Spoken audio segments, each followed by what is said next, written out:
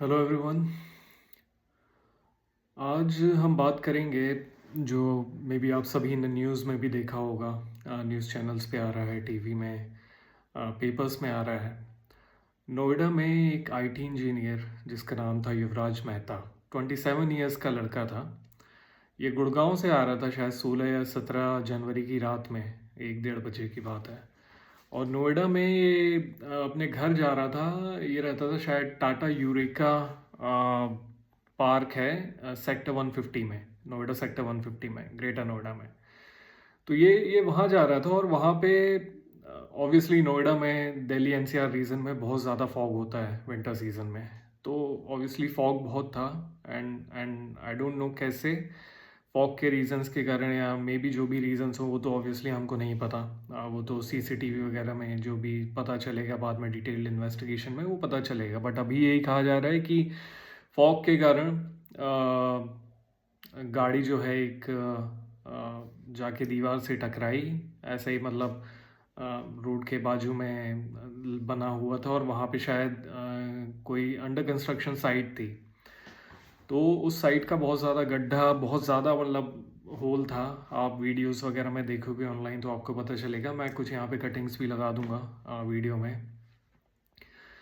तो वहाँ पे बहुत ज़्यादा पानी भरा हुआ था और आई थिंक वो अंडर कंस्ट्रक्शन साइट थी। वहाँ पे जैसा देखा कि लोग बोल रहे हैं कि नीचे लोहे का काम हुआ था, सरिया वगैरह भी वहाँ पे था और बहुत गहरा गड्ढा था। मे बी कुछ शायद बेसमेंट का काम चल रहा हो। आपने बेसमेंट्स देखे होंगे काम कैसे होते हैं। बड़ी बड़ी बिल्डिंग्स जब बनती हैं तो बहुत बड़े बेसमेंट बनाए जाते हैं। वहाँ पे नीचे पूरा सीमेंटेड किया जाता है, लोहा, सरिया, पिलर्स, बहुत सी चीज़ें होती हैं। और मे बी ये वैसा ही कुछ काम चल रहा था और ये गाड़ी जाके टकराई है वहाँ पे।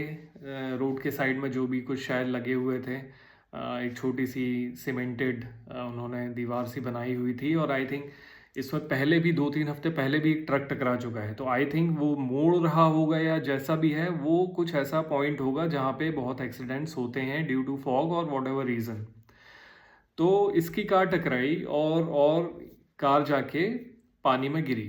अब ऑब्वियसली रात में 1:30-1:30-2 बजा हुआ है, अंधेरा होगा। आई डोंट नो वहाँ पे लाइटिंग कंडीशन कैसी थी उस एरिया में। तो वहाँ पे गाड़ी गिरी। समहाउ ये बंदा जैसे तैसे गाड़ी की छत पे चढ़ के आया और जैसा कि लोग बोल रहे हैं अराउंड इसने 80-90 मिनट से उस छत पे था गाड़ी की अपनी। ठीक है, मतलब आराम से 1.5 घंटा था उसके पास। ठीक है, वो छत पे अपनी गाड़ी के खड़ा रहा। उसने अपने पापा को फ़ोन किया वहाँ से कि मैं ऐसा ऐसा एक्सीडेंट हो गया है, यहाँ पे गाड़ी फंसी है, मुझको बचाइए। ऑब्वियसली उनने बहुत एफर्ट्स किए होंगे। ठीक है, लोग भी आजू बाजू मतलब आने जाने वाले लोगों ने भी देखा होगा, ऑब्वियसली चिल्ला रहा होगा। चलती हुई रोड होगी, कोई ना कोई तो आ रहा होगा रात में 1-1:30 बजे। मेट्रो सिटीज़ है, 24/7 रोड्स में आजकल हमारे ट्रैफिक होता है, लोग आते जाते रहते हैं। तो लोग खड़े हैं, ऑब्वियसली लोगों ने भी पुलिस में या जो भी एम्बुलेंस है या जो भी उनसे हो सका होगा उनने बुलाया होगा। और बोल भी रहे हैं कि हेल्प भी वहाँ पे थी, लोग खड़े थे अलग अलग टीम्स के।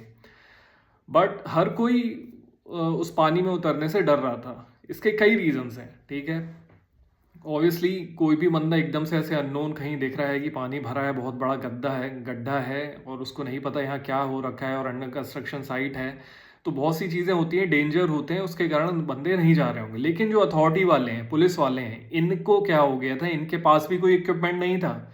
यार 90 मिनट, 80-90 मिनट टाइम बहुत होता है एक ज़िंदगी बचाने के लिए, बहुत होता है।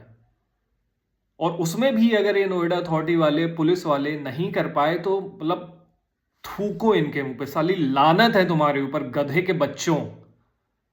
अथॉरिटी गधे हो साले, तुम एकदम गधे हो, गंवार हो, क्या कर रहे हो। हाँ, नोएडा में मैं भी रहा हूं भाई। मैं दिल्ली एनसीआर में 8-9 साल में रहा हूं।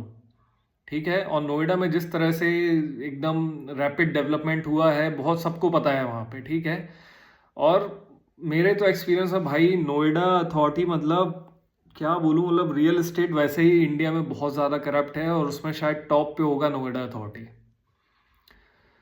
मेरा भी नोएडा में सेक्टर में, एक सेक्टर में बुकड फ्लैट है जो कि मैंने 2017 में बुक किया था। ठीक है, अभी जाके बहुत मुश्किल से बहुत सालों बाद अभी जाके मुझे उस घर की चाबी मिली है, बट स्टिल उसकी रजिस्ट्री अभी भी पेंडिंग है। तो ये नोएडा अथॉरिटी अभी से नहीं, ज़माने से करप्ट है। सबसे ज़्यादा रियल स्टेट अथॉरिटी होगी जो कि सबसे ज़्यादा करप्ट है। मतलब I can not explain what I have also gone through since last 7-8 years। सो खैर, अब शायद इसी का वेट कर रहे थे कि कुछ ऐसा एकदम से हो जाए, बहुत बड़ी दुर्घटना हो जाए, जो कि इंडिया में हर एक सरकारी एजेंसी, सरकारी कह लो प्राइवेट, जब तक कुछ ऐसी बड़ी चीज़ नहीं हो जाती कि किसी की जान ही ना चले आए, ये साले इनको समझ ही नहीं आता है।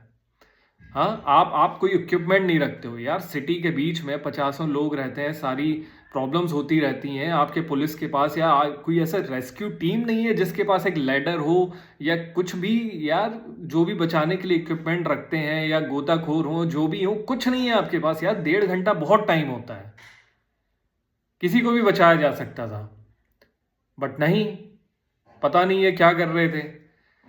तो सीधी सी बात है, अब तो जो होना था हुआ, एक बच्चे की जान चली गई, ठीक है। और आप इससे समझ सकते हो अपने इंडिया में मतलब किसी की लाइफ कितनी सस्ती है, कितनी सस्ती है। मतलब ये हर जगह ऐसा ही है, जब तक कुछ कुछ ऐसा बिगड़ ना जाए लोग करते नहीं है। पूरी पूरी हर स्टेट गवर्नमेंट की, सेंट्रल गवर्नमेंट की, लोकल अथॉरिटी, सब की अप्रोच जो है सिर्फ रिएक्टिव है।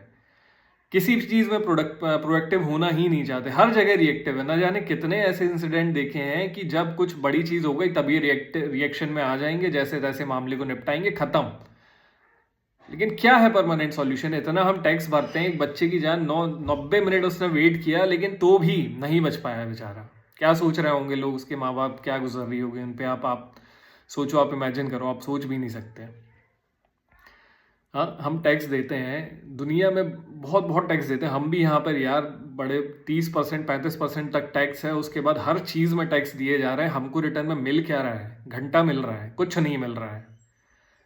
हाँ, चलो दूसरे कंट्रीज से कंपैरिजन नहीं करते, बट भाई हमें अपने घर को तो सुधारना होगा ना। अरे सरकार कुछ करो भैया, कुछ करो, ये सब बेसिक चीज़ें इनको सुधारो। सोचो थोड़ा कैसे होगी। पूरा इंडिया, बोलते हैं India is under construction country. तो भाई अंडर कंस्ट्रक्शन है, बहुत से ऐसे ये सब हो सकते हैं, एक्सीडेंट्स हो सकते हैं। आप थोड़ा उसको प्रोएक्टिव रहो, चीज़ें लेके आओ, रेस्क्यू ऑपरेशंस टीम बनाओ अलग अलग जगह। कितनी बार देखते हैं अंडर कंस्ट्रक्शन साइट थी, वहाँ पे कुआं खुदा हुआ था या बोर खुदा हुआ था, बच्चा गिर गया। बचपन से न जाने कितनी बार ऐसी न्यूज़ें देखी हैं, बच्चा गिर गया, उसके बाद 2-2 दिन तक ऑपरेशन चल रहे हैं, लोग भगवान से प्रार्थना कर रहे हैं, सारी चीज़ें, तब जाके ये सब निकल पा रहा है। भैया ये सब हो ही क्यों रहा है? थोड़ा प्रोएक्टिव बनो ना। और ये सिर्फ सरकार की नहीं, जो वहाँ काम कर रहे हैं लोग, आजू बाजू वाले लोग, हर किसी की रिस्पॉन्सिबिलिटी है कि अगर ऐसा होता हो कहीं दिख रहा है तो आप बताओ जाके। लेकिन प्रॉब्लम यह है, अगर जाके सरकारी ऑफिस उनमें बताएंगे भी तो भी सालों के कान में जूं तक नहीं रहेंगी, पता नहीं क्या करते हैं, कुछ नहीं करते। इसीलिए शायद जनता भी थक के हार के बैठ चुकी, भाई कुछ नहीं होना, बता के भी जो जैसा चल रहा है चलने दो। कभी कभी लोग सही बोलते हैं, कंट्री बस भगवान भरोसे चल रही है और ऐसे ही चलेगी। कोई भी सरकार आ जाए, बीजेपी, कांग्रेस या कोई भी, कुछ नहीं होना। नीचे ग्राउंड लेवल पे चीज़ें वैसी की वैसी हैं, लीडर चाहे कैसा भी बैठा हो, लेकिन जब तक ग्राउंड लेवल पे चीज़ें नहीं सुधरेंगी, लोग नहीं सुधरेंगे, व्यवस्थाएं नहीं सुधरेंगी, ठीक है, ऐसे युवराज मेहता लोग मरते ही रहेंगे। ठीक है, वो साल का बहुत टैक्स भरता होगा, आईटी में था, अच्छा कमाता होगा, टैक्स बहुत भरता होगा, आखिर में आके क्या हुआ? अथॉरिटी ने उसको धोखा दे दिया। सरकारों से 90 मिनट टाइम था तो भी नहीं बचा पाई, अथॉरिटीज़ 90 मिनट टाइम था तो भी नहीं बचा पाई। तो आप ही सोच लो देश की कंडीशन क्या है, कैसे चल रहा है, और क्या ऐसे ही चलता रहेगा, या सरकार अभी भी कुछ स्ट्रॉन्ग एक्शन लेगी, प्रोएक्टिव बनेगी, लोकल अथॉरिटीज़ को मजबूत करेगी, ग्राउंड लेवल पे कुछ काम करेगी? ये बहुत बड़ा क्वेश्चन है। आज के लिए इतना ही, थैंक यू।